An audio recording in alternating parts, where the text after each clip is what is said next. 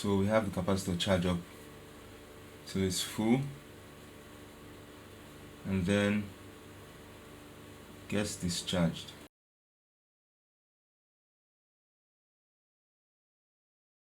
Okay, so we had this question from the last class. If we have 1000 microfarad capacitor being charged by a 12 volt source through a 510 ohm resistor, find A, at what time the voltage across the capacitor hits 5 volts, and at what time the voltage across the resistor hits 5 volts. Okay, so we're going to be solving this question to get an answer, and then we're going to simulate it with LT Spice, and we're also going to build the actual circuit. Alright, so here we have our circuit. We have the 12 volts voltage source, we have 510 ohm resistor, we have 1000 UF capacitor. We are asked to find the voltage, at what time the voltage across this capacitor will be 5 volts. Okay, so since these are reference as 0 volts reference, it means we're looking for the time where this node will be 5 volts. Okay, and then we're asked at what time the voltage across the resistor will be 5 volts too for B. So since the question is based on charging, not discharging, okay, the capacitor is being charged, our switch is toggled to the voltage source because it's being charged, it means this node is always going to be at 12 volts. So we're asked to find when this part of the capacitor, this node, will hit 7 volts, because it's when it hits 7 volts that the voltage or the potential difference across this resistor will be 5 volts, because this will be constant 12 during charging. This will be the variable one. So if this is 12, this has to be 7. 12 minus 7 will be 5 volts for the voltage across the capacitor to be 5 volts. If you remember from the class, we had a formula for finding the voltage across the capacitor, and it was VC, which is the capacitor voltage, okay, with respect to time, equals to V, alright, which happens to be the voltage of the voltage source, 1 minus e raised to the power minus t over tau. Okay, alright, so we know our VC, which is the voltage we are considering to which is the voltage we are asked to find what time the capacitor will get to. Okay, so 5 volts equal to 12 volts, which is the voltage of the volt source, 1 minus e minus t over tau. Okay, so if we simplify this, we'll have 5 volts divided by 12 volts equal to 1 minus e raised to the power minus t over tau. Alright, so this is the same thing as saying 5 volts divided by 12 volts minus 1, okay, equals minus e minus t over tau.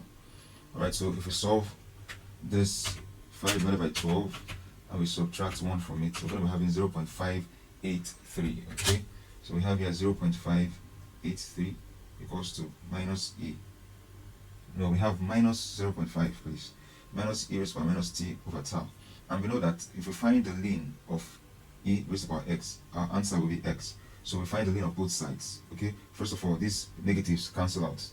Alright, so we find the ln of both sides, and what we're going to have is ln 0.583 equal to ln exponential minus t over tau. We're going to have, if we find the ln of 0.583, of course we're going to have 0.5396 approximately. So we have that is minus 0.5396, okay, which gives us minus t over tau. Alright, remember this. Okay, so we know that our tau is equal to the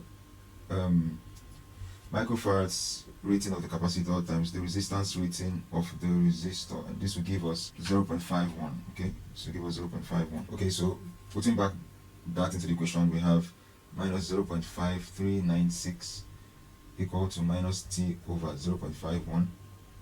okay, alright, so this cancels this, of course, so we have 0.5396 times 0.51 equals t.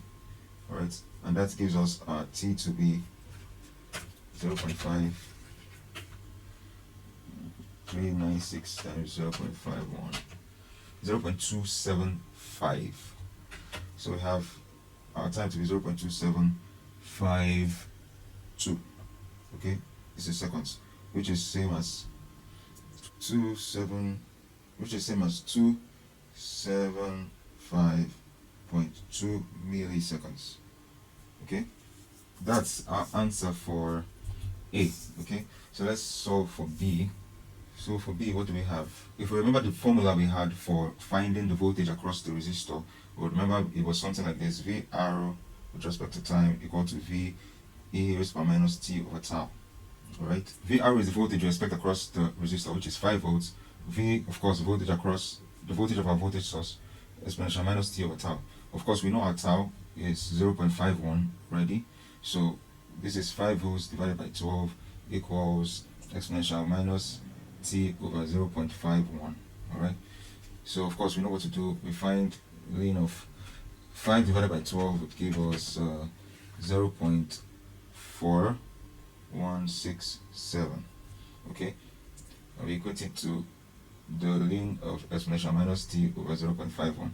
Alright, so if we find the ln of this answer, we have this to be minus 0.8755 approximately, while this would be minus t over 0.51. Of course, these negatives would go out, so we have t to be equal to 0.8755 times 0.51.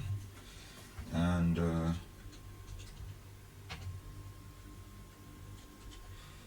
that should give us 0.4465 seconds, okay, which is same as saying 446.5 milliseconds. Okay, so these are the answers we have. Okay, so at 446.5 milliseconds, the voltage across the capacitor should be 5 volts.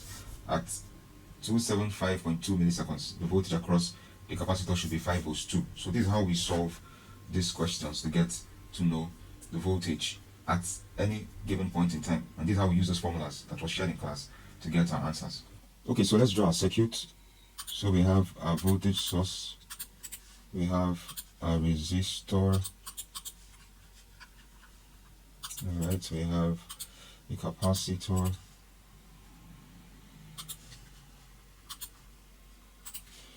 okay, we join the wires,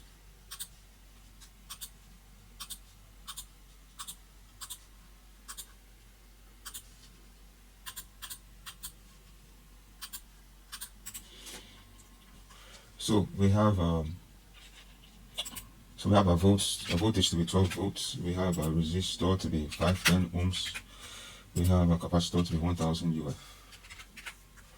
We remember that our capacitor functions differently from just other normal components, in the sense that, okay, once you put a voltage across the capacitor, it makes the voltage to gradually build up across its end. It doesn't just let it just instantaneously increase. Because of that, we're going to have to give an initial condition to our circuit. Or first of all, let's label our wires. So we have A here, and here we have B. So let's change that to a B. Okay, so let's then create our initial condition. So we have dot IC VB, where VB is making reference to this point, okay, equals 0. So our initial condition is that this node should be at 0, okay, and build up from 0. So that's what our initial condition is. Okay, so we run our circuit. Stop time 20 seconds, or let's do 10 seconds. 10 seconds is enough. We see this, right, as the current across the capacitor. Okay, now we were asked the question to find at what time the voltage across the capacitor will be 5 volts. So what we can do is, of course, click on this like I just did, and then move this cursor up to where we get 5 volts. We're looking at this, right? We're looking at this, so we're going to move the cursor to 5 volts, okay, and then take off our reading here. So we're approximately at 5 volts. This is 4.98 volts. You can see the reading there is 273.6 milliseconds. The thing about this method is that it's not accurate enough. Like, you're not going to get a very accurate result, since you're not even sure. Like you can see, we have 4.98 here. We're not exactly on 5, and that's also going to affect this answer. But we can get a more accurate value by asking LTSpice to calculate for us, and we can do that by, okay, write another operation, write another command where we write it like this: dot measure tran volts when VB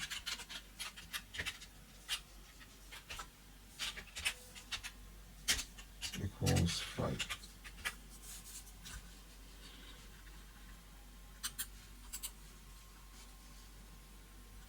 No, we write that as time So we have measure tran time when VB is equal to 5. So once VB is equal to 5, we'll get to know the time. So we run our circuit again, and then this time we go to view and go to error log. And of course, you can see that time VB is equal to 5. So we can see time. This time comes from this one we wrote here. VB equal to 5 at 0.274861. So this is when we have VB at 5 volts. Okay? So we also asked to measure at what time the voltage across this resistor will be 5 volts. Alright? So during charging, if we want to read the resistor voltage, we can do this. So you see, once voltage is introduced into the circuit, the resistor voltage is at its highest, and you know it's coming down this way because it's negative. You know, I put my red probe here and my black probe here, so the voltage at this point is going to be 0. Remember what we said when we talked about the capacitor. Once the voltage is introduced, it will pull this the voltage on this node down to 0. So we have 0 here, and here we have 12, and it begins to build. So as this begins to build, we have a fall in the voltage across the resistor, and it falls down to 0. So if we want to measure at what time this voltage will be at 5 volts, we can do the same thing we did before.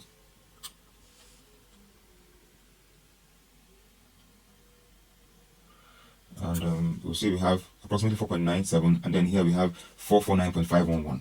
Okay, but then if you want to get a more accurate version, of course we can find the time when VB is equal to, we won't use 5 in this case, because remember that this equation checks VB with respect to negative.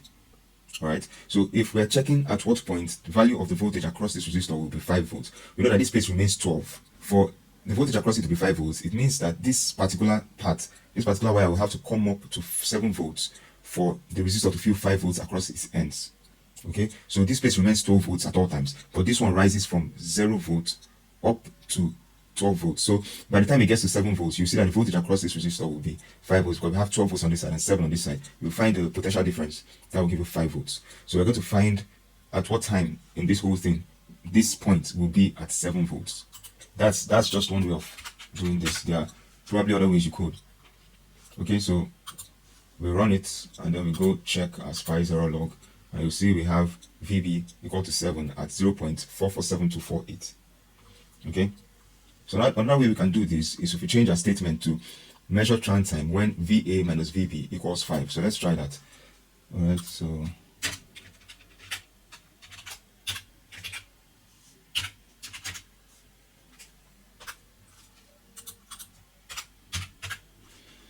okay, and we run it. Then we go check our view SPICE error log, and you see that we have VA minus VB equals 5 at 0.447248. So you see, that's still us getting the answer we need. Okay, so I have a couple of items here for this question. So we're going to try to put this question onto the test to see if we can get the answers that we got while we solved and while we used LT SPICE. Okay, so I have a capacitor of 1000 UF, 1000 microfarads, and I have a resistor of 510 ohms. Okay, I have my oscilloscope, and I have the voltage regulator, which we'll be using both to power the circuit and also to observe what's happening in the circuit. So let me put this together. So we're going to charge it up now to see, with respect to time, how this capacitor charges.